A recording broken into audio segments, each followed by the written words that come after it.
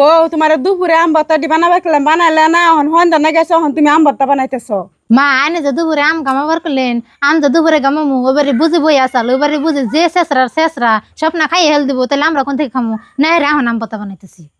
হ মা মুর্শিদা ঠিক হয়েছে উই দাও ভাবি আইতাছি তাড়াতাড়ি ডাকো কি মানুষ রে বাবা আম বত্তার বাসনা বেড়েছে আমার দেখে না জানি ডাইকে থইতেছে যায় নই কেমনি খান নাগে খামনি চাষি হন্দার সময় নেরা ব্যাগটি এমন গুটি ধরে বই রইছুন কে এমনি বই রিসি বউ বহনি চাষি আনে মুরব্বী মানুষ দুভে বই রইছুন তাই থুই আমি চেয়ারে বহুম নিহি আনে এই চেয়ারে বহুন আমি ওই যে না ফিরা দেখতাছি এই ফিরাই বহি এনে কি ডাইকে থইছুন আল্লাহ এনে না দেখি আম বত্তা থুয়ে দিছু ইয়াল্লা কাম হারছে জানি কা যা করলাম তা না ধরাই পড়লাম আমারে দেখে বানানে রাবে একটি তেমনি করে আম ভর্তা ডাইকে থুইছুন আমি আম ভর্তার যে পাগল একটু খায় এনে বই থাকুন হ্যাঁ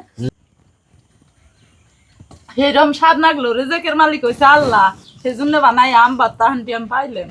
বুঝি এটা টেনে কাম করলেন আম পাতা বানালাম আমি আইনে না বেকানি খাইল দিলেন ও তো দুপুরে আইয়া দুইটা আম চাইছিলাম যদি আমার দুইটা আম দিয়ে দিতে তাহলে আমি বাড়িতে ভর্তা বানিয়ে খাইতাম তাহলে আর এখানে এই কাম করতাম না দুপুরে আম দিছিলে না দেখে আমি ও তাল পাইতে আসছিলাম যে কোন সুম ভর্তা বানাই কোন সুম আমি খাইয়া হারি তোমরা থাকো আমি যাই গে